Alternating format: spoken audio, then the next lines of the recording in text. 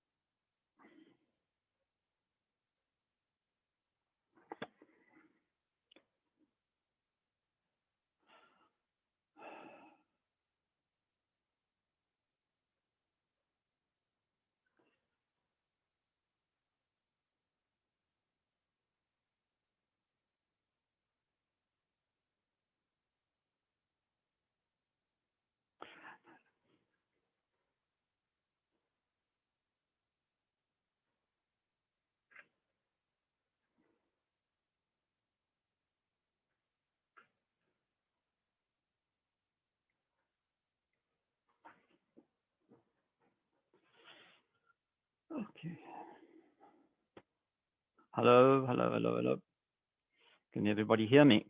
Yeah, I can hear you. Yes. I see I'm recording already, which I didn't intend. I'm going to have to trim it later. Just check here.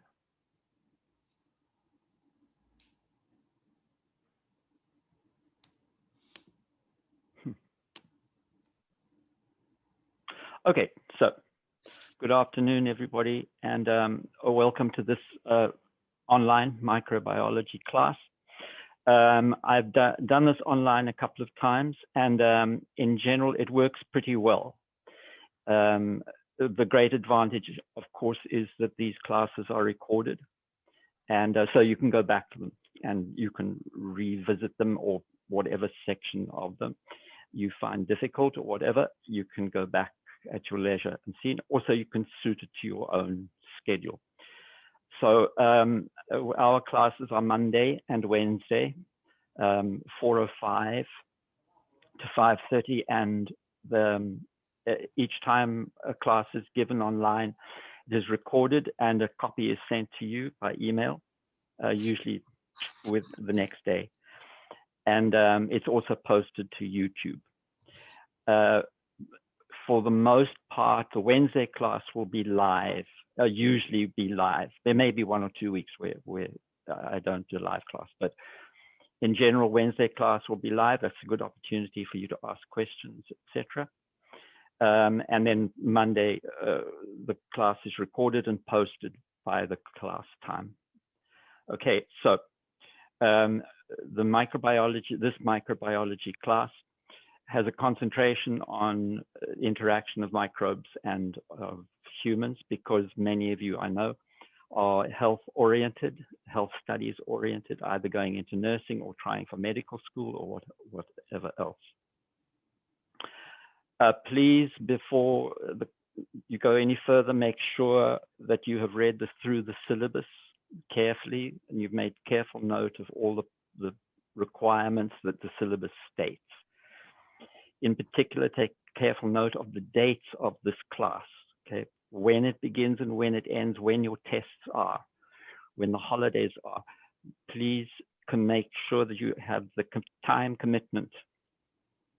You do not halfway through this suddenly realize that you've booked a holiday to France or something. The fact that it is online does give you a little bit of leeway, but you need to realize that much of this material is actually complex, and it requires a considerable commitment on your part in order to understand and remember everything. Hi, Nicole. Hi, I just have one question because I looked at the syllabus, but I just want to clarify. So on Mondays, since it's not live classes, do we listen to the class at the same time we'd regularly be having class, or could we do that at our leisure? At your leisure. It will be posted. It will be posted by the class time. But you can do it whenever. Yeah, you can do it whenever. Yeah. Thank you. Absolutely fine. Same with the Wednesday class. If it happens that you can't be present at the Wednesday live class, it will be sent to you, and you can do it whenever you can do it. There's a great advantage of these recorded classes. In any of your academic studies, here is the real secret to success. That those who read succeed. You're going to see this over and over and over again in my classes. This applies not only to your textbook material, et cetera, et cetera, et cetera. It applies in general, in life in general. People who read show a much higher rates of success in all endeavors. And the reason for that is reading is gym for your brain. The more you read, the more diversely you read, the more exercised your brain is. And the more easily you form memory, the more easily you grasp difficult concepts. So reading is really important, and you should set aside time for leisure reading every day. Every day you should have a period when you just read for fun, and that you sit with a book, with a paper book with printed ink that you read. For some reason or another, it's not exactly clear why our comprehension from screens is not as good as it is from a book, from a physical book. So that's my first word of advice. I'm just going to run over, I'm not going to go over all the details of the syllabus and everything. It takes too much time. It's all there on Canvas for you. Read through them carefully, make a copy, and make sure that you understand what the demands of the class are. But I want to just explain a couple of things. First of all, about the grading. You will write 4 class tests.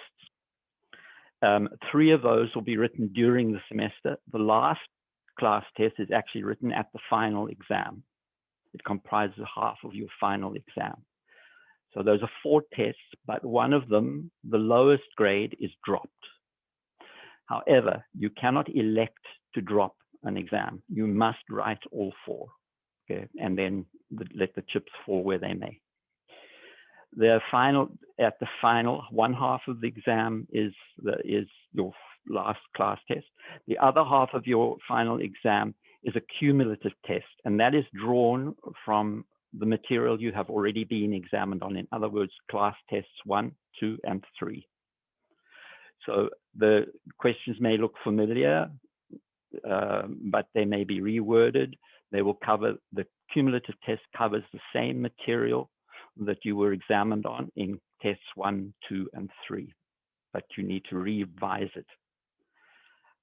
There will be periodic things. For example, if this performance, of course, it's a little bit difficult because it's an online class. I don't that applies more in a live class, but there will be homework and there will be quizzes as well. And usually I will tell you, I'll give you a heads up when a quiz is coming. By the way, quizzes, tests are written online. They are written through Canvas, through the quizzes function of Canvas. Nonetheless, these are closed book tests. They are not open book tests. Okay? And if any indication that people are cheating, they will receive 0. So these are closed book tests. The next really important thing is starting next week. I usually put them up on a Wednesday. If you have registered with Pearson and you have access to Mastering Microbiology, which I hope you all have, because that's how you're going to access your textbook. There will be an assignment, a homework assignment put up, usually each Wednesday. Please do those. Do them as soon as you possibly can, because they pertain to work which we will have covered. So it's an excellent opportunity, first of all, to revise what we've covered in class.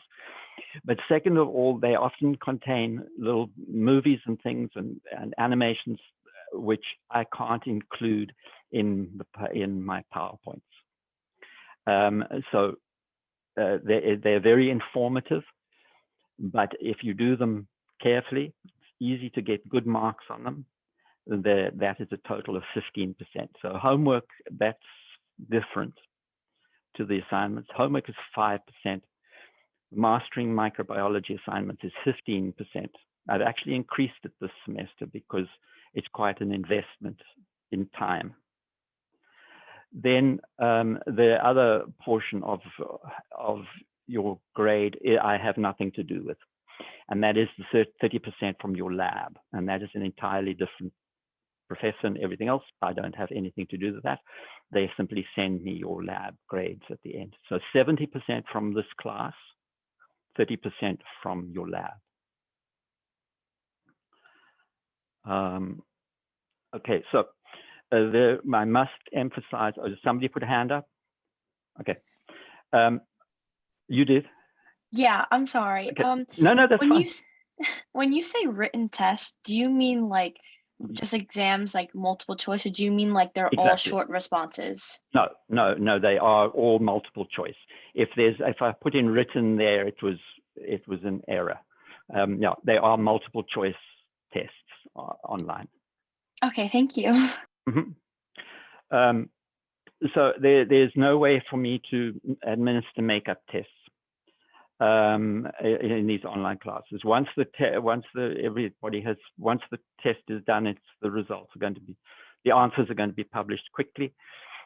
But I realize in actual fact, there are some students, for example, we have some students from other countries, different time zones and things like that.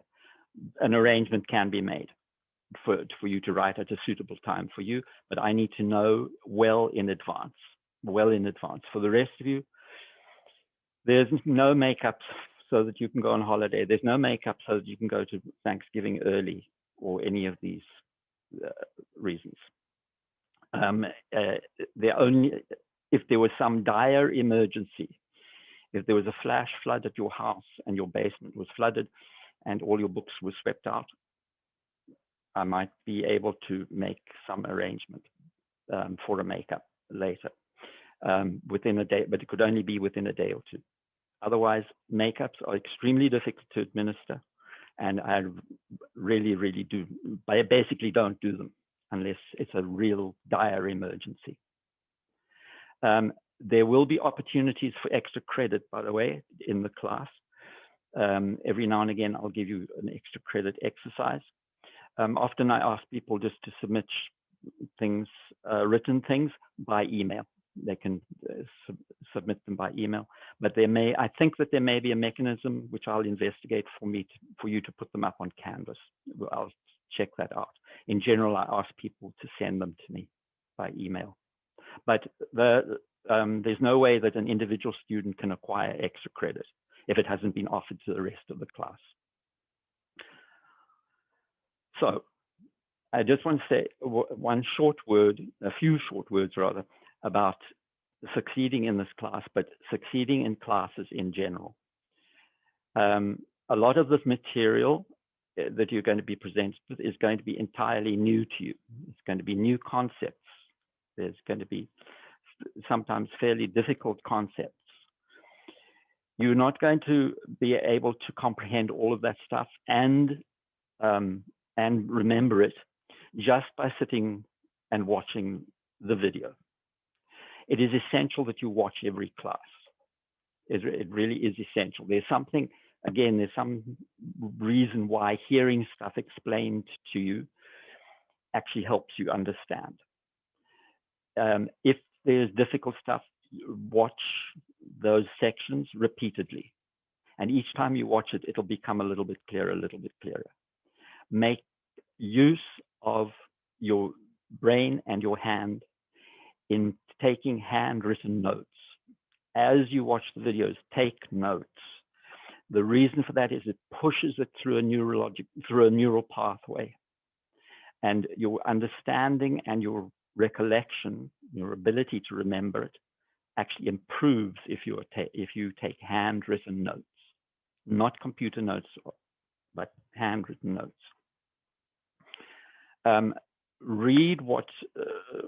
Read the chapter, preferably beforehand. You read as much material from a chapter as you can, but you will only be examined on stuff that I have taught in the class or that I specify. Nonetheless, it's useful to read widely in the chapter because it puts everything into context, even if you don't necessarily understand everything or need to memorize it. It's still reading through the chapter, reading the additional material in the chapters that I don't cover, helps to put everything into context. Once a class is finished, revise that class soon. We have Monday and Wednesday. That means you've got Thursday, Friday, Saturday, and Sunday before the day of your next class. That gives you a good opportunity to go over the previous 2 classes. Revise them carefully. Make notes when you revise. Make notes of your notes. Make revisions of your notes. Reread. The whole trick is repetition. There's a feature of our brains that we remember stuff particularly well that has emotional content. And there is one way of tricking your brain into thinking that something is emotionally important, and that is to repeat it. If your brain hears something over and over and over again, it's fooled. You fool your hippocampus into thinking this must be important. And it takes it and it puts it into longer term storage. That's the one thing. Repetition is really important. The next thing is, do not wait until the very end. This is one of the reasons that I've advised you do your assignments soon, because they're very good ways of revising what has been covered in class. Do not leave everything to the last day and think that you can flip through the PowerPoint notes or whatever and that you'll be fine. You won't. You need to revise stuff repeatedly. You need to revise it early, and you need to begin your final revision early so that you get good grades. Please realize many of you want to head for higher things, for nursing or medical school or whatever. The responsibility for achieving the grades you need is your responsibility. It's not my responsibility. I work with numbers at the end of the semester. I compute your grade from numbers, not from how I feel. I don't invent grades. I assign them based on your results during the semester. If you need a B, you need to make sure that you get a B. Otherwise, you're not going to get a B. All right. So let's leave all the sermonizing aside, and let's begin with our studies of microbiology itself. And let's put ourselves way back into the 1500s and realize that people since the beginning of time have faced one particular set of difficulties, and that is, first of all, the onset of illness. Old age people could understand. They saw that things wore out, and they understood that as things got older, they tended to wear out. But it was illness was very, very difficult for people to understand. And in the older days, there were 2 realms of existence. The first realm of existence was the material world. It was us, what's around us. The other realm was the spiritual realm. It was the hidden, the unseen. And they believed that the only things which materially existed was what you could see. And so when things happened, for instance, when people became ill or whatever, it came from somewhere that was unseen, and it was assumed that this was somehow tied up with spirituality. There were, even in those days, people, however, who said, no, we are not cursed with illness because we've been bad or whatever. But instead, illness was still seen as coming from something unseen. And that was that came from what became to be known as the miasma. Even the ancient Romans believed, for example, that illness was caused by bad air, that floating around in the air was this evil force that could enter you and could cause you to become ill. But still, inquiring minds always wondered, is this really the case? What is it that characterizes this miasma? And even more importantly, what is it that makes things alive? What is it that makes us? What are we made of? What are living things made of? And all of these things began to be examined slowly in a developing scientific way. And we're not going to go through all of the steps. It began with the ancient Greeks, with Aristotle attempting to explain natural phenomena by logic, not necessarily by experiment, but by logic. But especially in the 1600s and the 1700s, huge steps forward were made, especially in Arab nations, in China, and in Europe. Now, our concentration is in this class is largely on European, because this is where we have derived most of our understanding about microbiology. And it began with what you might refer to as baby steps. In the 1600s and the 1700s especially, wealthy gentlemen used to like to have hobbies that were concerned with nature, with examination of nature. And so they began to gather together in groups. They would perform little experiments or observations or whatever. They'd collect beetles or they'd do whatever. They'd meet and they'd discuss this with their friends. These were the early beginnings of scientific societies. In England, the one really important figure was this gentleman here, Robert Hooke. And Robert Hooke in 1665, he took very good magnifying glass.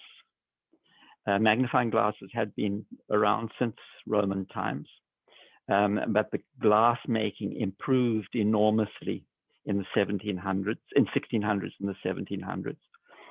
And Robert Hooke took cork from a wine bottle and he sliced it very thin. And he looked at it with a lens.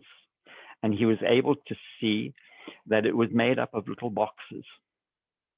Now, this to us is completely clear, of course. We understand that all living things are made of cells. That's something we grow up learning, and we believe it almost instinctively. But to them, this was an enormous revelation. That in fact, something as complex as a human being, for example, might be made up of cells, of small units that have been put together. And this was the beginning of one of the most important developments in biology, which is the development of cell theory.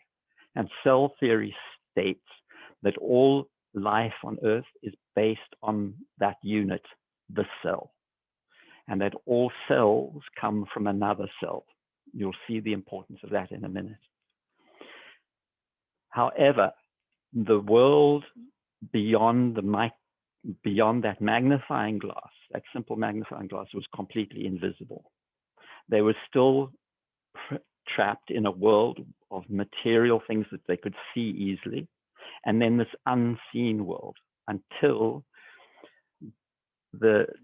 especially in Europe, in continental Europe, they began to be able to develop and make extremely good glass with which they could make very, very small, high-powered lenses.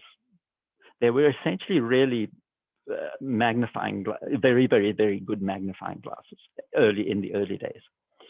But this gentleman here is particularly famous for this. His name is Anton Von Leuvenhook. He was Dutch. He was a merchant. And his hobby was looking at things through a magnifying glass. And he taught himself to manufacture lenses. And he developed a very, very small, almost spherical lens. The more spherical a lens is, the more powerfully it will magnify. And the problem is, as you make it more and more spherical, the smaller and smaller the lens needs to be in order to form an image. because you've got to get very close to the lens to see the image. So he made a little machine, and this is it here. Here's it's a metal plate. Here's his lens here embedded in the plate. And here's his real innovation.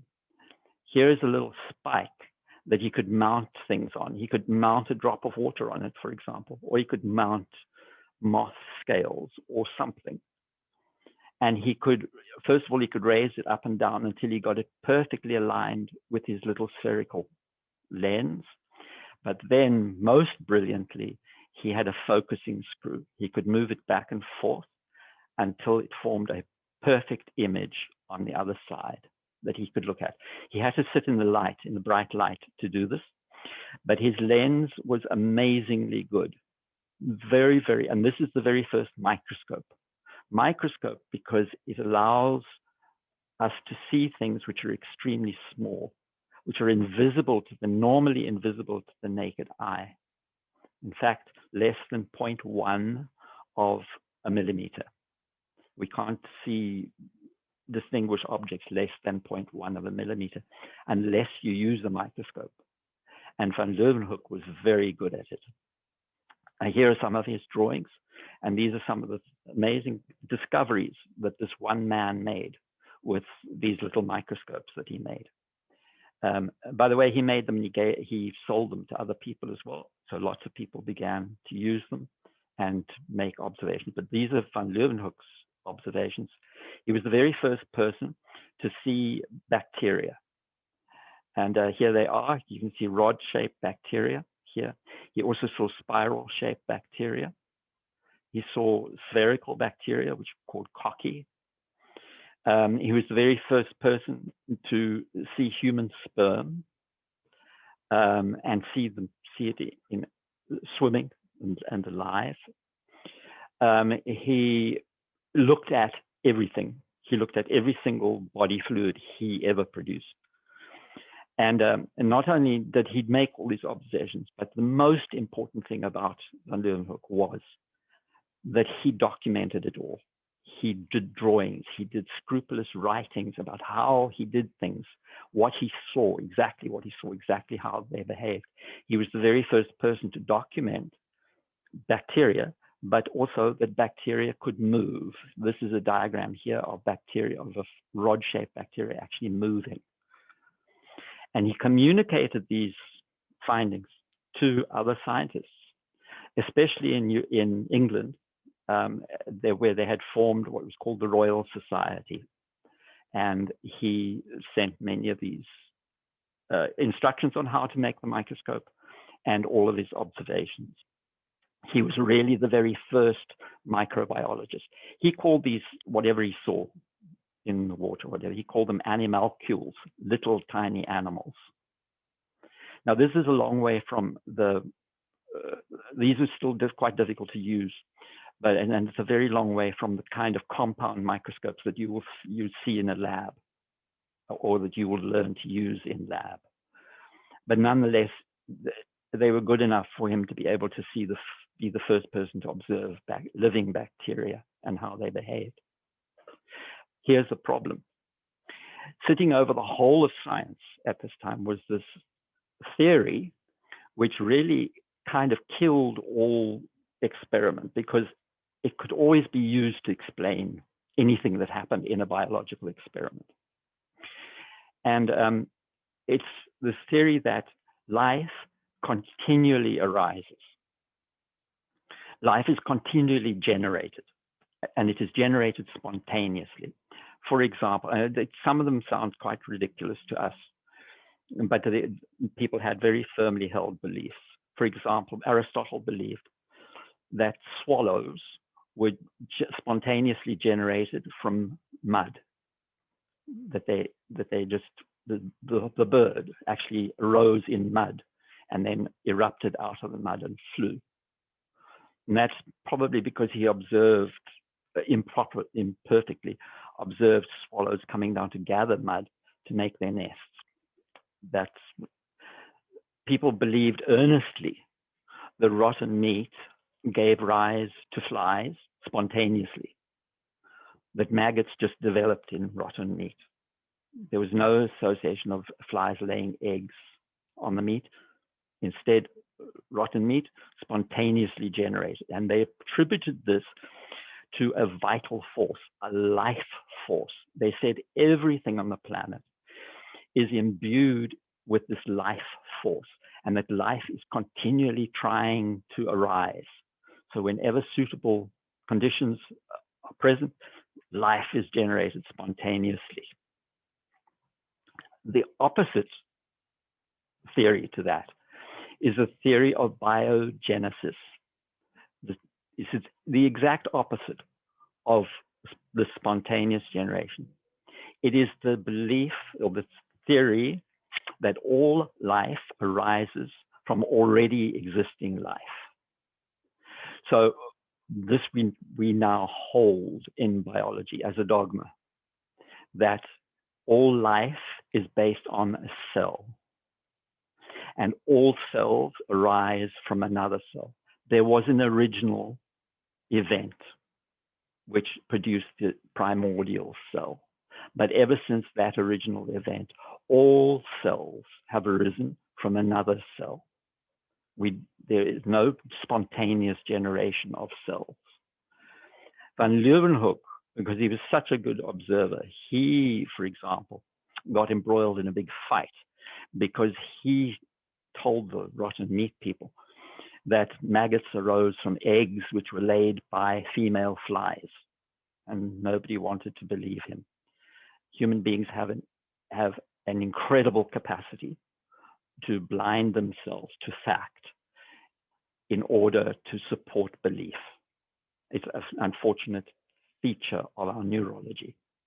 But remember this, the two theories, spontaneous generation, if life is continually generated from this life force, from the vital force, or biogenesis, life is generated by life.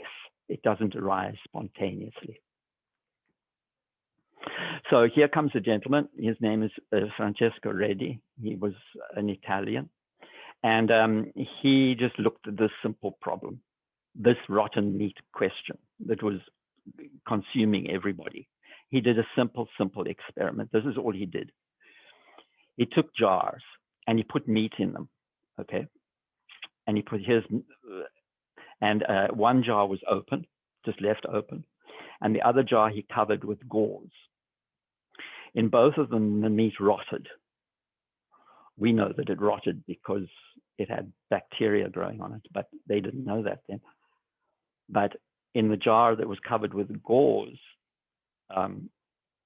there were no flies. And there were no maggots arose. And he said, okay, this is proof positive that the flies, the maggots, are coming from somewhere else that can't make its way in. And the most logical thing is that it's other flies. It's female flies laying eggs, just like Von Leuvenhook had said. Well, that seems pretty conclusive to us. What is really important here is that this is one of the first documented real scientific experiments. What has he done? He's got a question. The question, where do maggots come from on rotten meat? There are two hypotheses. The one hypothesis, it rises from spontaneous generation. Hypothesis two, no, not from spontaneous generation. It arises from flies getting in to the meat. So he tests his hypothesis, and he tests it with an experiment. And his experiment has an experimental jar, the jar that he has manipulated. He's covered it with gauze, and it has a control. And that is this jar here, which is the open jar. And he's comparing, they differ by only one factor. That is the gauze covering them and its consequences. Open jar grows maggots, closed jar does not. You'd think that that was the end of the story, but it's not. Because people said, no, what you've done, this is the danger of having this kind of spontaneous generation belief intruding. They said to him, no, what you've done, you've interfered with the vital force here. and the vital force can't get in easily, so it hasn't generated. So I don't know what really what his answers to, because here comes a gentleman who desperately wants to prove that spontaneous generation does occur. John Needham. This is an important thing for microbiologists because Needham made broth. We in microbiology often use broths to grow microorganisms. And so this is what Needham did. He made a nutrient broth, and he put the boiled nutrient broth into uncovered. Sorry, this should say uncovered flasks. And he then watched what happened, and after a couple of days, the nutrient broth began bubbling and boiling. It fermented, and he claimed, he said, look, this here is from spontaneous generation. We have to assume that the vital force has led to the broth developing these fermentative organisms. But this gentleman here, Spallanzani, another good Italian, he said, no, you haven't taken that experiment far enough. This is what he's done. He repeats Needham's experiment. Here he goes. He boils broth here. He leaves the flask open and he gets growth. But here he does a control experiment and he heats the broth, but he immediately seals the flask. He doesn't cover it with gauze or anything like that. He actually actively seals it. And there's no growth. And he said that if he then uncovered it, growth would occur. Spontaneous generation people still come along. They say, no, you've blocked this, you've blocked the vital force. When you unblock the vital force, growth occurs. It's nonsense. This argument could go on and on and on and on. You could have Italians fighting with the English and with the Dutch and everything else for decades, which they did. Until this famous gentleman comes along, and his name you're going to hear again and again and again. This is Louis Pasteur, who was the very first of the true scientific microbiologists or bacteriologists, a Frenchman, and a superb scientist in every single thing that he did. He had trained by this time there was established biology departments and everything. He had trained in medicine and biology and everything, and was fascinated by this hidden world of the microbes. By this time also, they were developing compound microscopes. It was easier to see microorganisms, to see bacteria and recognize that they had specific form. And Louis Pasteur, in actual fact, his first work as a young man was working in the wine farms of France. And he worked on yeast. He first of all, he identified yeast as being the causative agent of the fermentation that led to the production of wine. Winemakers knew different conditions led to different tastes being imparted to wine. He showed that, in fact, different strains of yeast led to different tastes in wine. And he was able to breed or pedigree strains of yeast. Now, he's done something very important. First of all, he's taken a microorganism, a yeast, and he's shown that it is responsible for this complex process of fermentation. Thirdly, he's taken microorganisms that look very, very similar to one another, and he was able to characterize them by their activity so that he could say this kind of yeast will tend to give you this kind of flavor in your wine. The winemakers absolutely loved him, and they poured money into his research. And it was one of the first instances, if you want to think of it, of biotechnology. He was able to lead them, the winemakers, to this idea that you could actually purify yeast strains and use them. So he got into a fight with the spontaneous generation people because they said wine fermentation was spontaneous generation. He was adamant, of course it's not, it's due to yeast. And so he devised this experiment.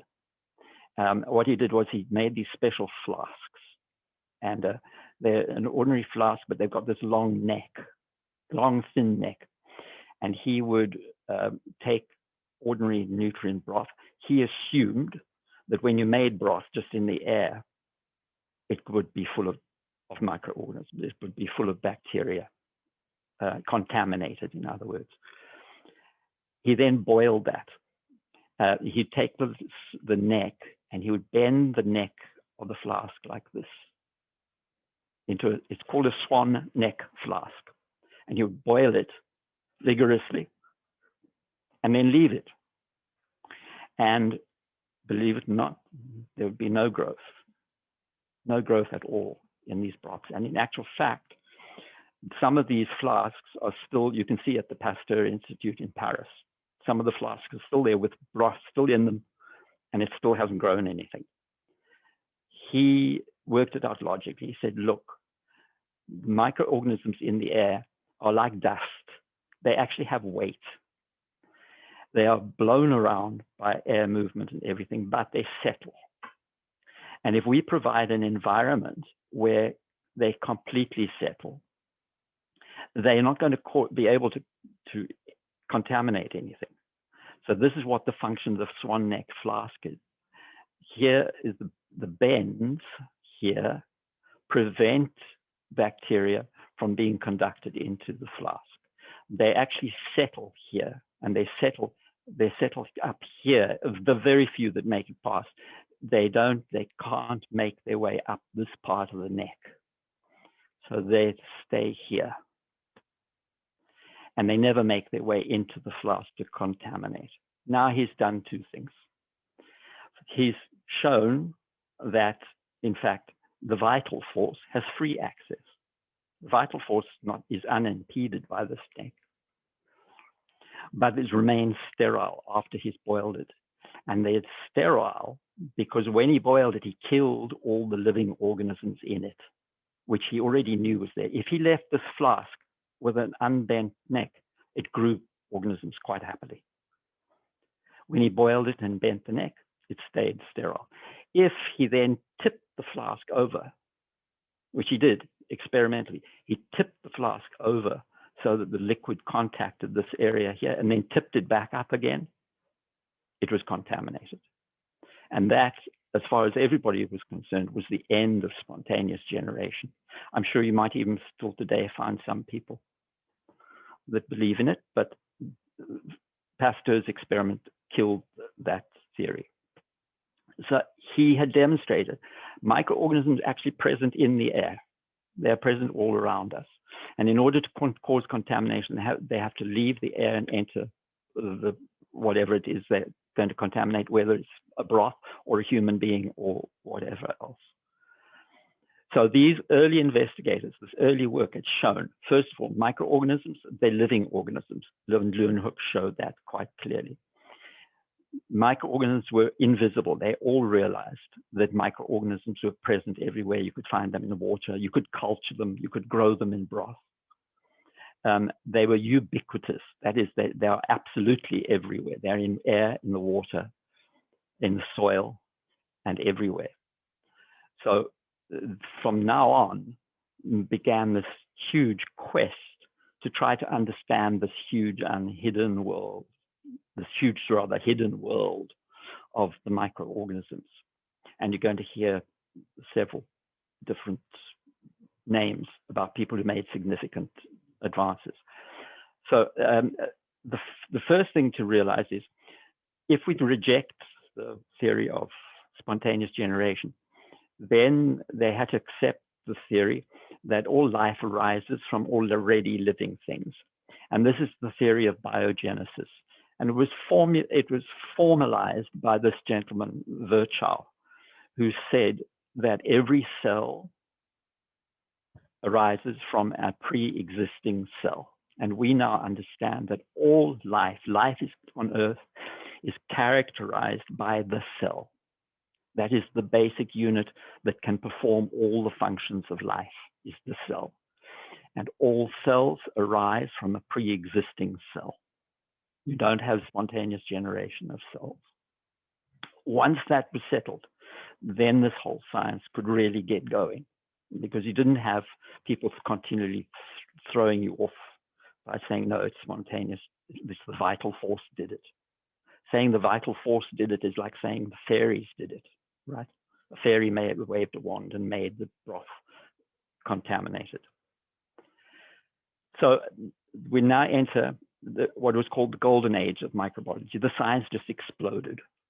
Their major interest, although Pasteur's early work had been on wine, the major interest was on disease and disease-causing organisms, both from a direct human point of view, what causes disease in humans, but also what causes disease in animals, in farm animals, or in crops, and et cetera, et cetera. They were determined that they were going to find the key to all of these plagues that had been visited on mankind since the eons. So there are, first of all, the foundation member is Louis Pasteur. His first great contributions were to show that spontaneous generation did not occur. Second of all, to demonstrate that microorganisms do specific things. They have specific characteristics and they do specific things. And an early assumption that he made was that microorganisms might be able to cause disease with specific symptoms. It took a long time and a lot of work to prove that this was true. But he was one of the first people to formulate this idea. A specific disease, diphtheria, tuberculosis, something like that, might be associated with a specific microorganism. And they set about to try and prove that. So his first work was on fermentation, but he also developed, in that work on wine, he developed one of the great advances in health science, which was such a simple thing, but it was so profound. In the 1800s, well, from the 1800s and before, of course, milk was, of course, a common foodstuff, which was used by everybody. But unfortunately, milk grows pathogens very, very easily. And there are some extremely serious pathogens that milk can impart to people who drink it. Tuberculosis is one of them. Two forms of tuberculosis: human tuberculosis, which cows can get, and bovine tuberculosis, which humans can get. Other things, diseases we'll hear about later, brucellosis, all these kinds of diseases could be transmitted by milk. In addition, milk spoiled very, very quickly. And Pasteur had developed a system when he was working on the wine farms, which limited spoilage of wine.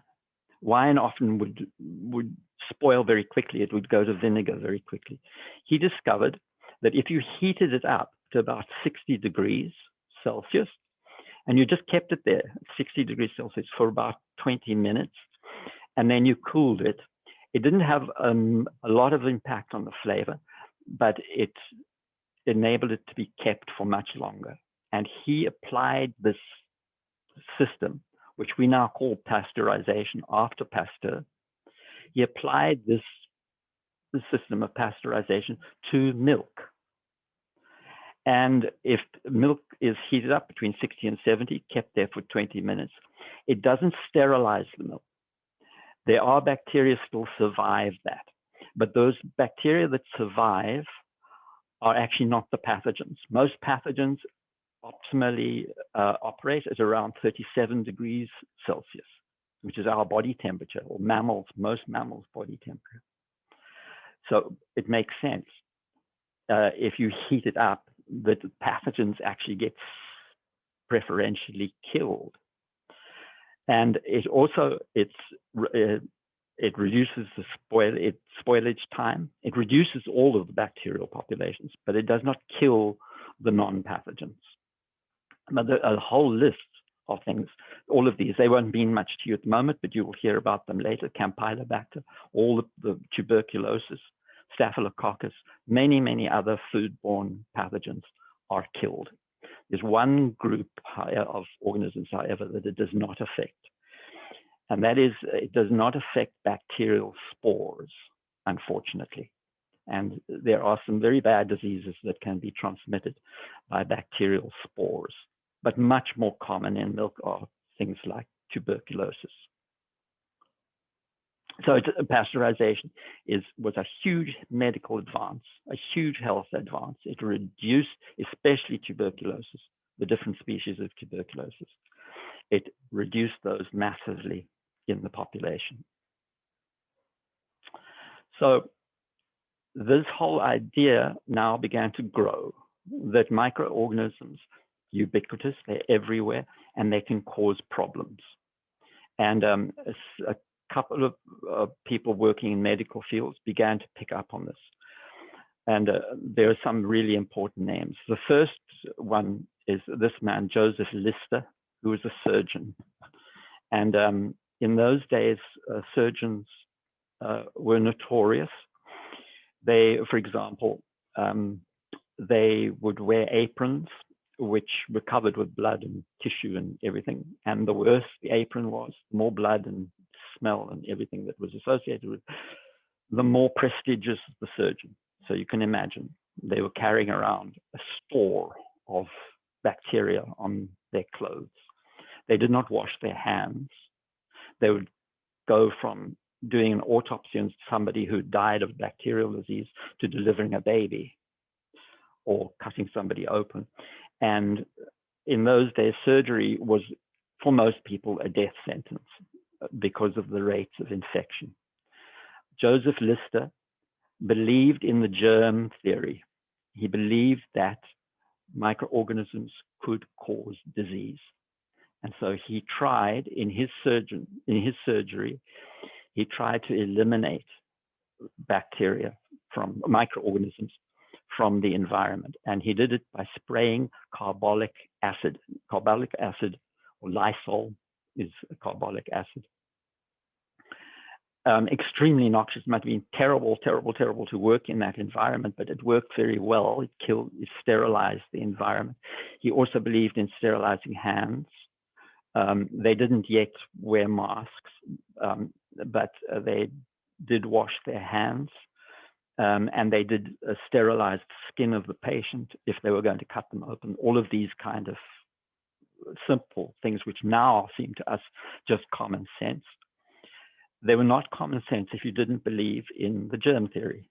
If you believed the disease was caused by a miasma or that somebody died of an infection because they were a bad person, then washing your hands seemed like a silly thing to do. And many surgeons, many medical people, in fact, fought this tooth and nail. But Lister demonstrated that in a sterile environment, surgery could be safely done. At the same time, by the way, they invented anesthetics. So the whole way in which surgery was done changed and became much, much safer. So we can't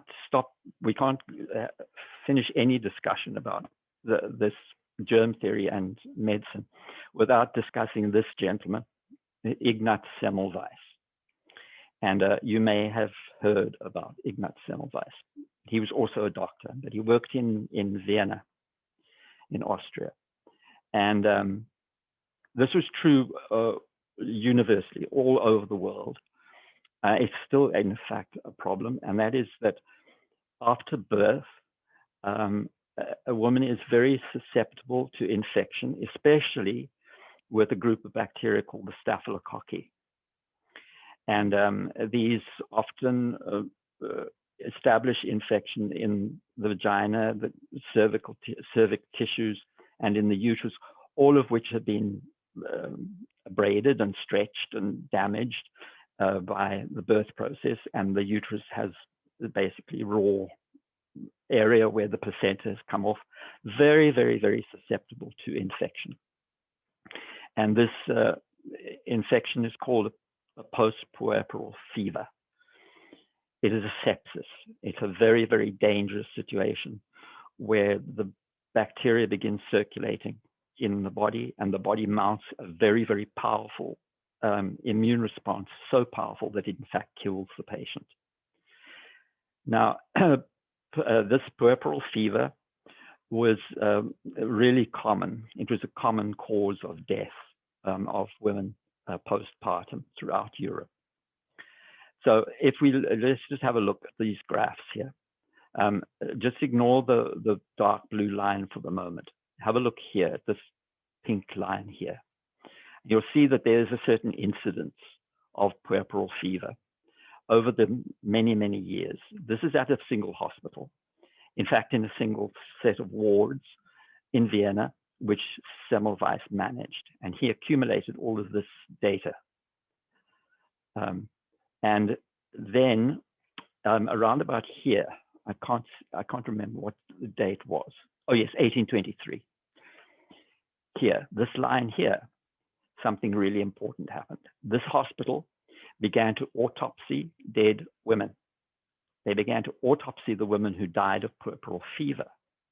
But the same surgeons who did the autopsies then went back into the wards and delivered babies.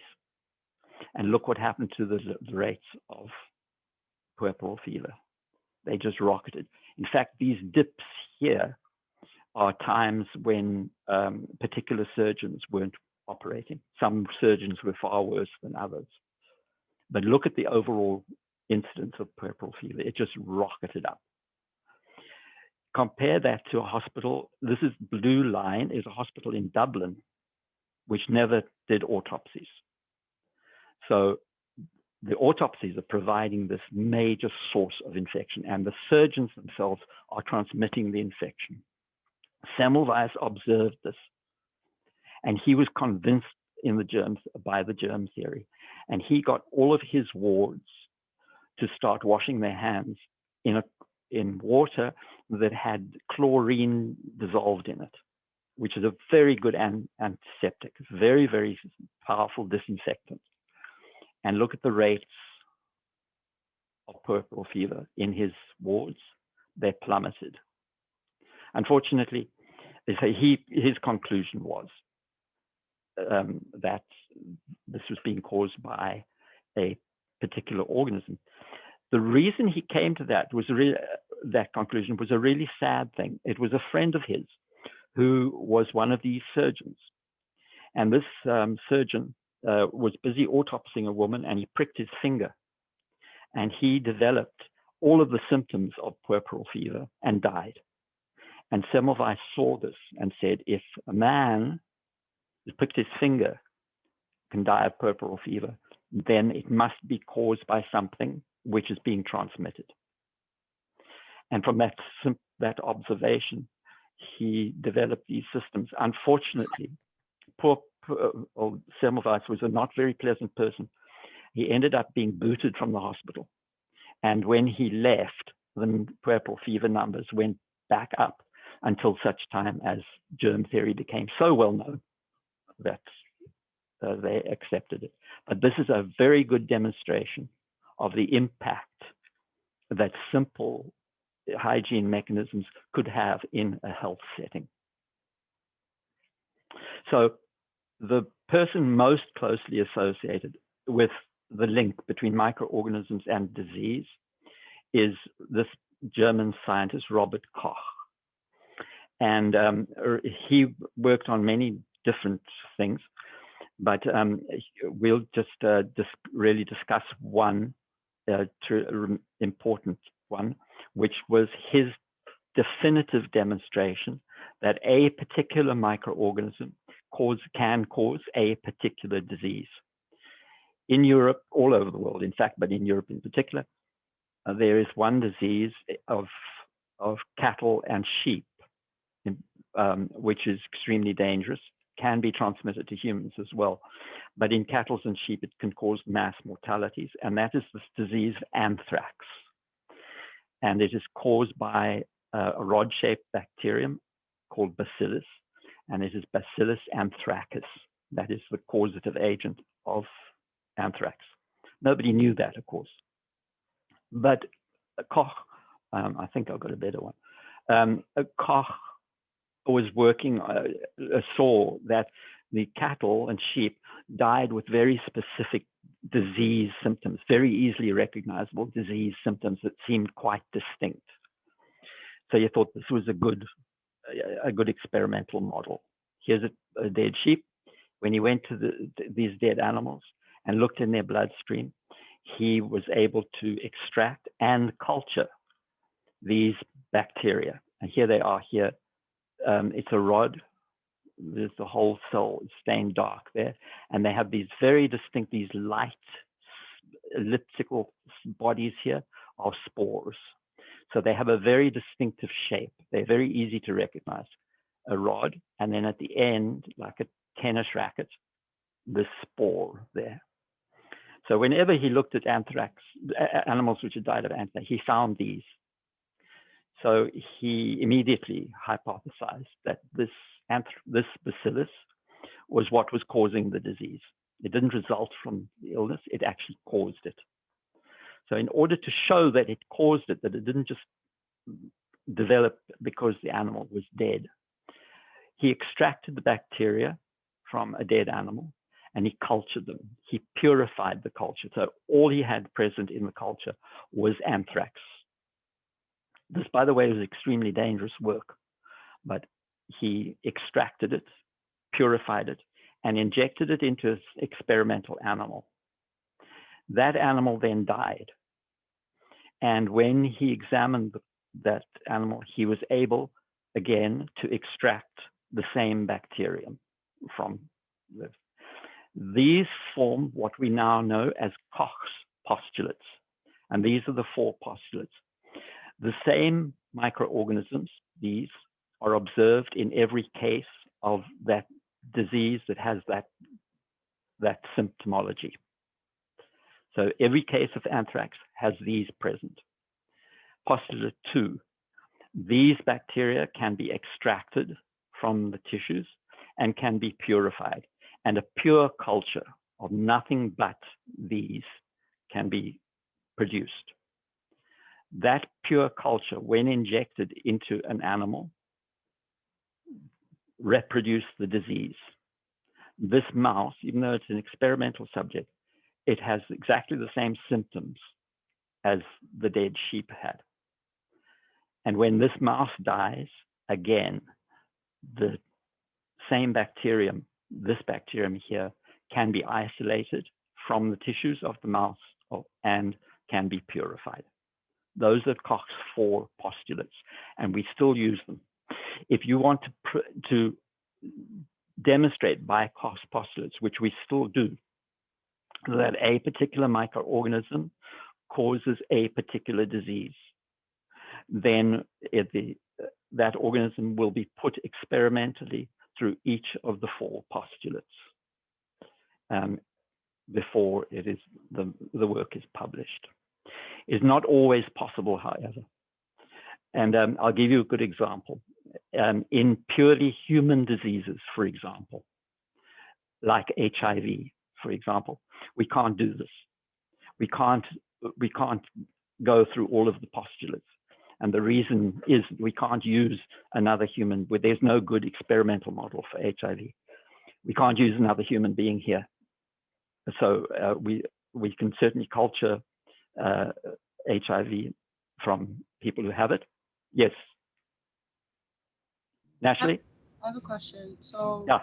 You're saying that they cultured different types of diseases from the bacilli, and then they noticed that it caused the rat to die? Look, this disease of anthrax is extremely well known. It's extremely well characterized. Any farmer will recognize it when it happens. And Koch realized that every time there was an incident of anthrax, he saw exactly the same bacteria. Okay. Okay, so he's just showing this association between this particular bacterium and this particular disease. if a microorganism causes another disease with other different symptoms, you have to go through the same experimental setup in order to show the association between a particular microorganism and a particular disease. Does that clarify it? Yeah, understood. Thank you. Okay, sure. Okay. Oh, yes. I was sorry. I was just saying it's difficult when we deal with diseases, for example, which only occur in humans. But unfortunately, in the case of, you will still hear people say who are arguing that HIV does not cause AIDS. There are people who argue that. And they will often come to you and say, oh, well, they haven't proved Cox postulates for association. Well, unfortunately, we have. We did a sort of an inadvertent experiment because, in fact, if we follow people, for example, who used injectable drugs and infected one another with injectable drugs by sharing needles and things, they inadvertently did exactly this for HIV. It's very unfortunate, but it is true. Okay, so here's somebody I'm very fond of. And this is the only American that you're going to hear about, unfortunately, until more recent times. But in the golden age of microbiology, they had this great problem. If you grow bacteria in a broth, they grow very well, but you don't know what you've got because you just look at it and it just looks turbid. It looks cloudy. And you have to actually take a little bit and look at it under a microscope and everything. And even if you look under a microscope, often one bacteria may look like another one. So distinguishing bacteria can be something of a problem. And growing them to pure culture is very, very difficult if you only use liquid broth because you can't see them. So they were very keen on developing systems where they could grow bacteria on a solid surface. And so they developed, first of all, they would just take Jello. They'd make very stiff Jello, and they'd take nutrient broth and solidify it with gelatin. And gelatin is an animal product, and it makes Jello. Well, that works. You can make a solid medium on which you can grow your bacteria.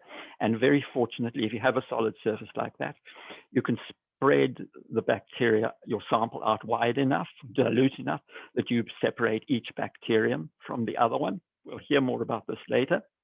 And each bacterium grows and it will grow to form a colony. And very luckily, those colonies very often have particular characteristics that you can recognize.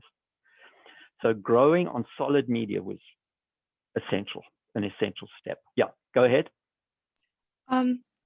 What did you say they sprayed to make them like disappear? Like, not disappear, but like the bacteria to like, you could see them more. Spread. I said spread. Oh, sorry for my accent. No, it's okay. I just something I can't hear. Yeah, no, it's spread. So what they would do, they would take a solid plate of the jelly. They put a very small amount of the broth on the jelly, and then they would spread it out wide. They'd spread it over the whole surface, and they take each bacterium would be separated from all the other bacteria, and so you just have the bacteria separated from one another, and then where they grew, they would form a colony. Don't panic about it. We'll discuss it with diagrams later on. And the point here is they needed solid media. There's a huge problem with using gelatin. And that is most bacteria love gelatin. They will dissolve it. They produce enzymes which just liquefy it. So their plates would just end up being mush. This lady here, however, Fanny Hess, she was married to somebody working in Koch's lab. She was an American. And she, coming from America, she had all the latest technology. And she used a substance called agar, which is derived from seaweed. And agar, she used agar to make jams and jellies and those sorts of things. And she said to her husband, why don't you use agar instead of gelatin? And they did. Very few bacteria will dissolve agar. So we have Fanny Hess to thank. In lab, you're going to see any number of solid plates which are all solidified with the substance agar. Okay, so that simple contribution revolutionized microbiology. Here's another major revolution, and this is one which was poorly understood for a long time. This is a man called Edward Jenner, and this was the other huge advance in human health sciences, that Edward Jenner developed systems of vaccination. He developed the first systems of true vaccination, and I'll explain carefully what the difference is. Since ancient times, in China and in Arab countries especially, there have been systems to immunize people against smallpox. Smallpox is a terrible, terrible disease. And here's a picture of the skin of somebody with smallpox. This is one of the very last people ever to have smallpox. Smallpox no longer exists as a disease on the planet. And you can see it produces these pustules. It's a terrifying disease with a very high mortality, but it also can leave people severely disfigured afterwards. But it was always known that if anybody had ever had smallpox, no matter how mildly or seriously, if they survived, they never got smallpox again. It was a simple observation. So in China and particularly in Arab countries, doctors used to go to somebody who was busy recovering, somebody who was well on the road to recovery from smallpox, but still had pox. And they would extract fluid from these pustules, from these vesicles. They would actually dry it and keep it. And they would then go to people, healthy people, and they would scratch them and introduce a little bit of this substance. And it still had quite a high mortality rate, but people usually developed a relatively mild case of smallpox and then recovered and were completely immune for the rest of their lives. So many people opted for having this done. There was a lady, she was actually the wife of the British ambassador to Constantinople. And there was an epidemic of smallpox in Turkey at the time. And she was terrified that her children were going to get smallpox. So she went to one of the local doctors and she got him to inoculate her children using this system. And her children, she and her husband and children, they survived perfectly well. And they went back to England. And she began to publicize this whole system. But this man here, here's the danger.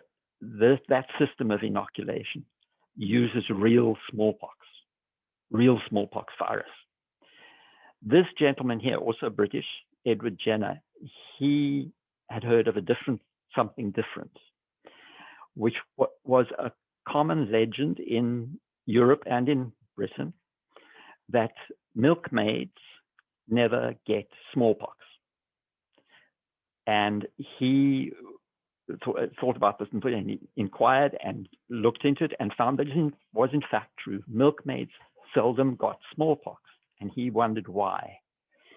And he then discovered that milkmaids often, they would have, there's a cowpox. Cows actually get a disease which is related to smallpox, but it's very, very mild. And they get little pustules on their udder. And it's actually transmissible to humans. And the milkmaids would get a rash on their hands where they did the milking. And once they'd had that rash and recovered from it, they were said to be immune to smallpox. So Jenner used to go out whenever he heard that the milkmaids had, or that the cows had cowpox, he would go out and he would collect that, not smallpox, but the cowpox. And he would use that to inoculate people. And it worked extremely well because the cowpox causes no disease, or only very, very, very mild disease in human beings. is almost innocuous. And he called that system vaccination. That is the first system of vaccination, and it comes from this word vacca, which means cow in Latin. That's where we get the word vaccination from. And notice the difference. The early system of inoculation used live smallpox virus, but weakened virus. It was virus extracted from a victim at the end of disease, when their own immune system had basically weakened the virus. Jenner used a completely harmless virus that looked so similar to the immune system that if somebody was infected with cowpox, their immune system would behave as if it was smallpox, and it would develop a memory. If ever they were exposed to smallpox, the immune system immediately would protect them because it had seen cowpox before. And this is the first true vaccination system, but it's the same principle has been used for virtually all other vaccines. Okay, I should mention that Pasteur went on to develop vaccines for a score of different diseases like rabies and all sorts of things. So Pasteur got heavily involved in that field as well. But we move now to the more modern age. All of the principles of bacteriology, of microbiology, associations with health, everything, that's all very well. Huge advances were made in hygiene, in terms of hygiene and everything else. Death rates from things like puerperal fever plummeted. Surgery became relatively safe, all because of that. There was very little to be done when people actually became ill. If people did become ill due to a microorganism, there was very often nothing to be done except to treat them symptomatically. In fact, in the early 1800s, 1700s, 1800s, treatments often killed people long before the microorganism did. But there was always this dream that somewhere along the line we would develop systems whereby we would be able to treat people, not with pretty much useless teas and things, which is all that they had to use, but with really powerful drugs. And there's one name that to remember, that is Ehrlich. He was work around the 1900s, early 1900s, and he always talked about a magic bullet, about being able to use a magic bullet, a drug which would, when given to somebody, would hurt only the microorganism that was causing the disease and wouldn't hurt the victim. Many of the attempts to treat people for illness used things like mercury compounds, arsenic, all of these things which were extremely poisonous and had actually had little effect on the victim. Instead, they began to think, can't we look to developing specific drug systems which will powerfully act against microorganisms?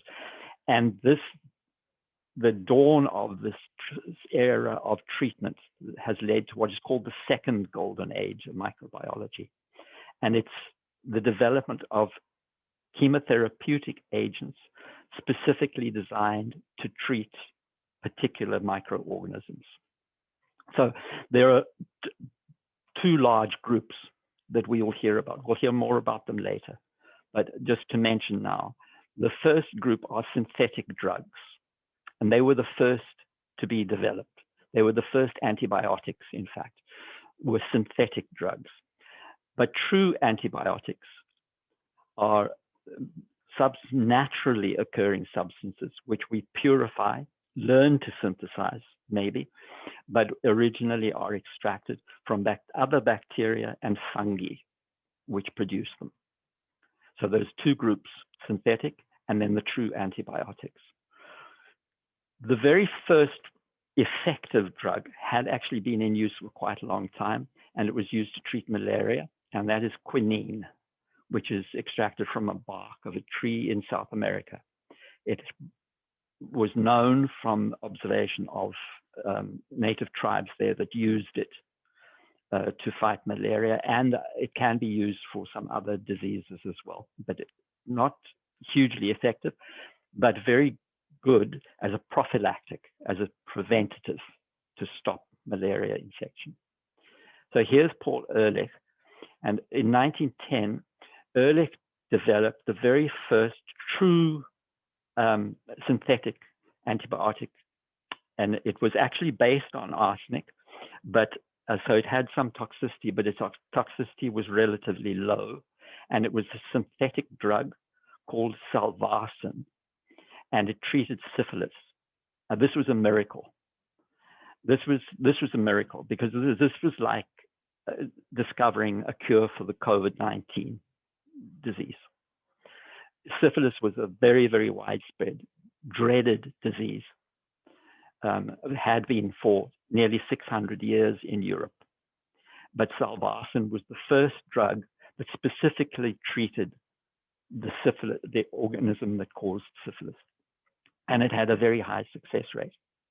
It did have lots of side effects, but people were happy to put up with them if they knew that they were getting rid of the syphilis.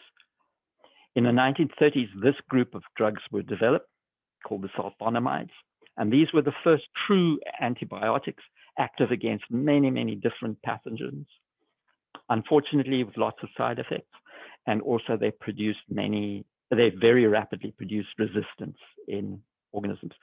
But these drugs were also miracle workers because they could be used, for example, against tuberculosis and other diseases which had plagued mankind with no cure for centuries. The true antibiotics that we are so familiar with were discovered almost by accident. They were discovered by this man, Alexander Fleming. And Fleming, he was actually going on holiday, and he was kind of hurrying through doing up his lab, and he left some plates growing. He was growing this organism called Staphylococcus aureus. And some of the plates that he left out got infected with a fungus, and this was penicillium. Here's the picture of his plate, here's the normal Staph aureus growing here. Here's the penicillium fungus, and he observed that this fungus inhibited the growth of Staph aureus, and he postulated that this fungus was releasing something which was dissolved in the agar, which was inhibited. But he did nothing with it. He published those results, but he didn't do anything about developing a system for it. It was only in the 1940s, especially during the Second World War, that they developed systems for culturing the penicillin in bulk and extracting the antibiotic from the culture. So I'll just finish off by telling you that the problem with any of these antibiotics is that organisms, bacteria especially, mutate extremely rapidly and can develop resistance. And antibiotics in general, for the whole of the 20th century at least, were overused.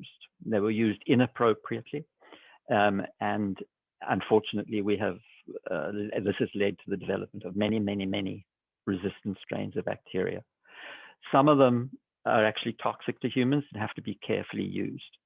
And it is research into overcoming these problems that has led to what we call the third golden age of microbiology, which is the development of targeted, especially antiviral treatments, which are of low toxicity to human beings.